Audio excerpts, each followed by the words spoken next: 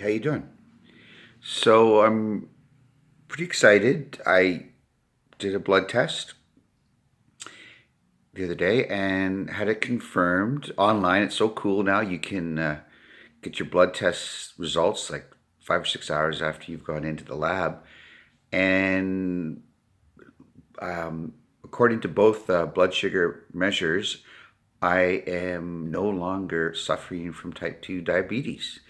I am so happy. I had been fairly confident because I'd read that generally, if you lose 10% of your body weight and you're suffering from type 2 diabetes, about 90% of people who do that will have their diabetes go into remission. And I had lost 15%. I had been 300 pounds, I'd lost 45. So I had lost 50%, and I was pretty sure I was going to no longer be suffering from type 2 diabetes because, besides having losing 15% of my body weight, I also was symptom free. I wasn't constantly thirsty, urinating frequently, or or best of all, rather, I wasn't experiencing the pins and needles that one experiences in their fingers and toes, which is a sign of nerve damage. So there you go. I find it kind of ironic because just a couple of days before I got these results, YouTube had removed one of my videos because I had claimed that intermittent fasting could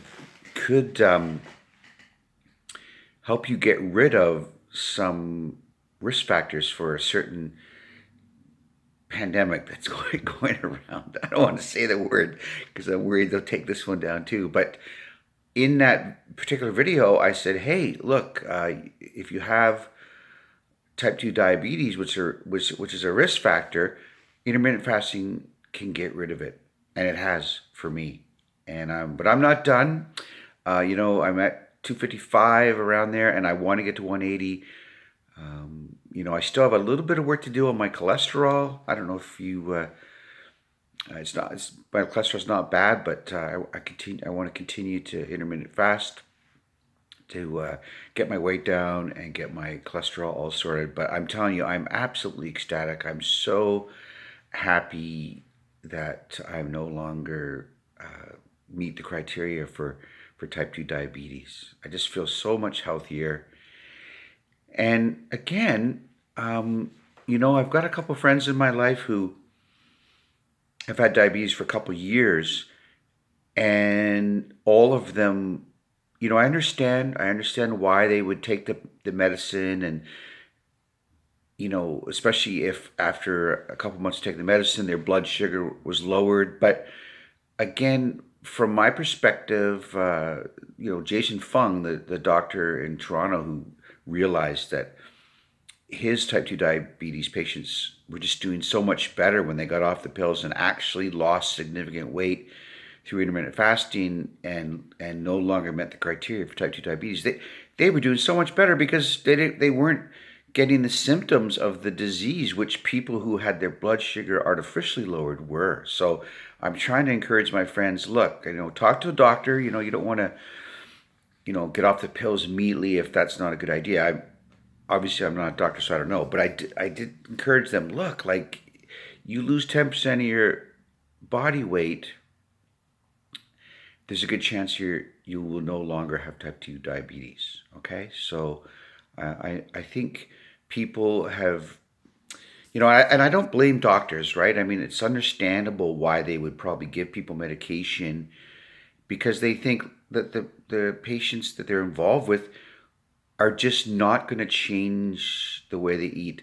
And so the only way to help them at all, although I would argue that artificially lowering your blood sugar, but still facing the horrible consequences of having type 2 diabetes, like amputations, potentially kidney disease, where you could end up on dialysis, or heart disease, a shortening of your lifespan significantly.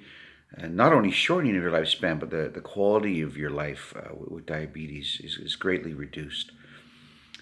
So I understand why the doctors do it, But I think that, it's just makes way, especially since the numbers are 90% of people who reduce their body weight by 10%, which, in my case was quite significant because I was 300 pounds. But some of my friends, they're probably only, maybe 20 pounds overweight. And that's all they need to lose.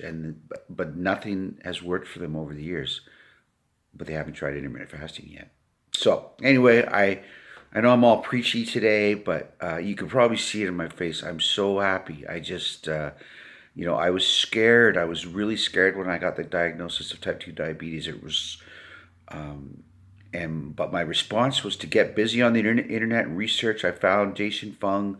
I found his advice to, use intermittent fasting to not only lose weight, but to get rid of my type 2 diabetes, which, like I say, if you go online or talk to doctors, they'll describe it as a lifelong chronic condition, which of course type 1 diabetes is, but they describe type 2 that way.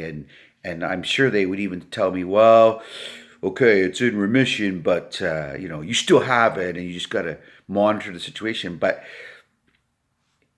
my blood sugar, is in the normal range now, and I'm going to keep losing weight, and I suspect it'll remain well within the normal range for the rest of my life without medication, and I won't have to face all of the horrible consequences of having type 2 diabetes. So I don't believe it's a chronic condition, lifelong. I do have asthma, unfortunately, and I do accept that, asthma's not something that you're able to get rid of. You can monitor it and control it to a degree. Unfortunately, that involves inhaled steroids at some point, if you have an attack. But, I don't believe that type 2 diabetes is the same as asthma. I think it's something that you can get rid of. So, again, I also had exciting news. There was a fellow, I want to give a shout out to Kyle. He left a comment on my last video. One of the reasons why I got into this whole YouTube thing, it is a great way for me to stay on board. It's like being, by tracking what I'm doing, it's easier to stay on board. But I really was hoping that somebody would get on board with me. And Kyle, if that, I sure hope it's you. I won't give out any of his details, but he definitely sounds like somebody who would really benefit from giving intermittent fasting a try. And like I say, I admit I'm doing it pretty intensely with the 1 hour eating window a day. You don't have to do that. And and a lot of people who would benefit from this are not as overweight as I am. They weren't almost morbidly obese like me. Maybe they're just almost obese or just have overweight, but and they don't have diabetes, but they could still really benefit from intermittent fasting. So I'm beaming, I'm happy, I'm feeling so good. It works. Slowly, incrementally burning 2-3 pounds of fat a week. Intermittent fasting. Give it a try.